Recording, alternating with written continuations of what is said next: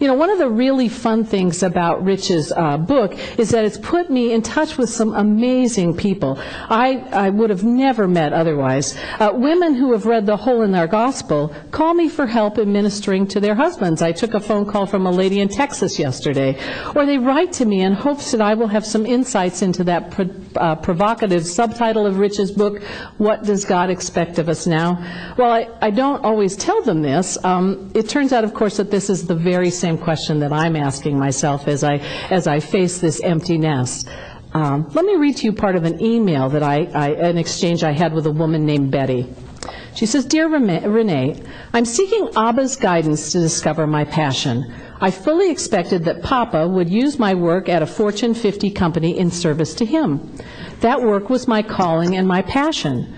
Desiring to serve him with what I learned in that work was my prayer. 5 years later, I'm still waiting. She goes on to talk about reading Rich's book and wondering if I could help her to identify what God might be calling for her to do next. As I read her email, I was thinking about a movie I had just seen with Gracie. Now, see, I don't only watch junk television like Say Yes to the Dress, I also go to junk movies sometimes. The one that's based on the best-selling novel by Elizabeth Gilbert, Eat, Pray, Love. It doesn't matter if you've seen it. The protagonist, played, of course, by the lovely Julia Roberts, seems to be on a search not dissimilar to that of my new email friend Betty. I don't know if those of you who saw it, I don't know how you might have felt about it, but, it was a gorgeously filmed movie, and, of course, Julia Roberts is always a delightful actress. But as I watched her character travel to beautiful locales in Italy and India and Indonesia, I realized this movie was not a template I should follow as I consider what comes next after the empty nest, nor is it a source of advice I might give to a woman like Betty. You see, the story, if you haven't seen it, and none of you men have seen it, the movie theater when we went, there was one poor man, that's all. Only women. The story chronicles this woman's experiences as she travels from place to place in search of greater meaning and purpose for her life, hoping to find it in a relationship, first, believe it or not, with food. Pasta, pizza, gelato, only to find that her efforts to eat her way into the meaning of life has resulted in her outgrowing her size 2 True Religion jeans.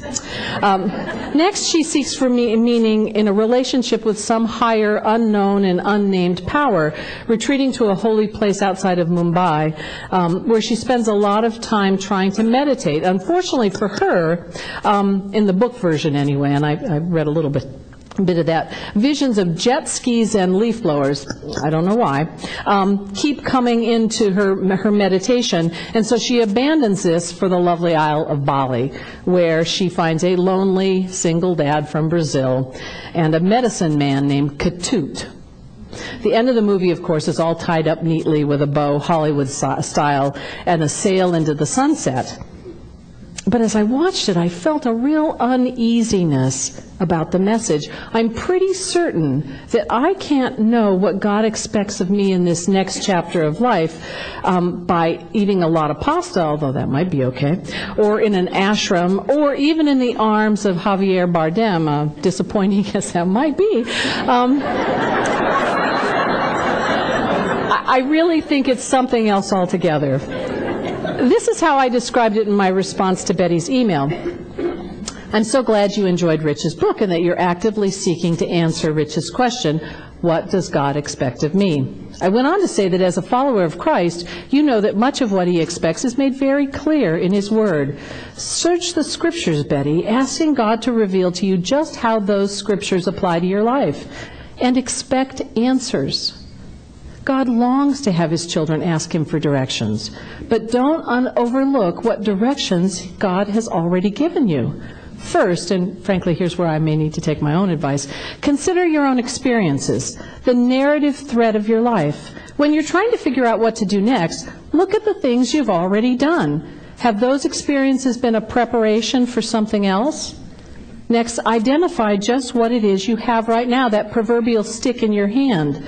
As God was able to use the shepherd's staff in the hand of Moses to part the Red Sea and lead a reluctant nation 40 years in the desert, what is it that you have that God can use?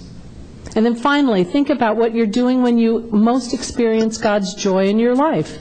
Remember the movie Betty's Chariots of Fire, the story of the Olympic runner Eric Liddell?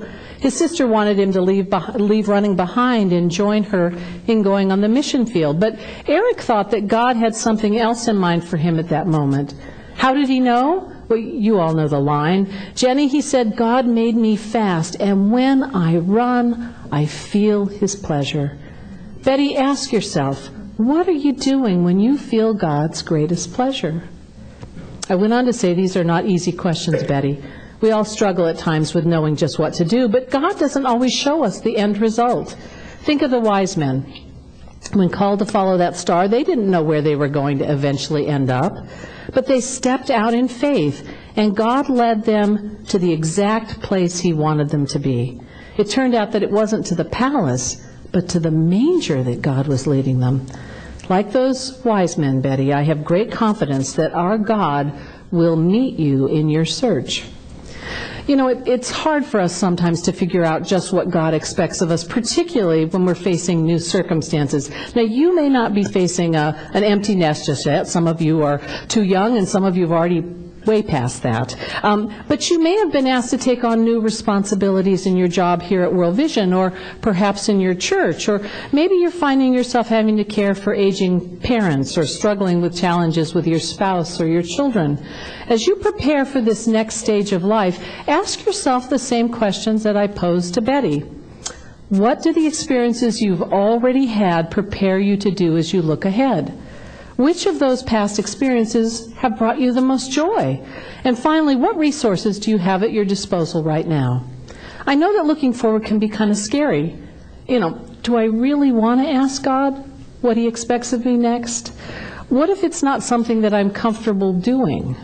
What if it's something that I'm pretty sure I wouldn't be very good at and wouldn't like doing even if I had to? The thing is, God is trustworthy. As Earl Palmer used to say, we can put our weight down on God. We can trust him. Listen to what he says to those of us facing change in Isaiah 43, verses 19 through 21. This is the verse that I shared yesterday with that woman who called me from Texas. Forget the former things. Do not dwell on the past. See, I am doing a new thing. I am making a way in the desert and streams in the wasteland, that the people I formed for myself may proclaim my praise. God is at work. He wants to do something new in our lives.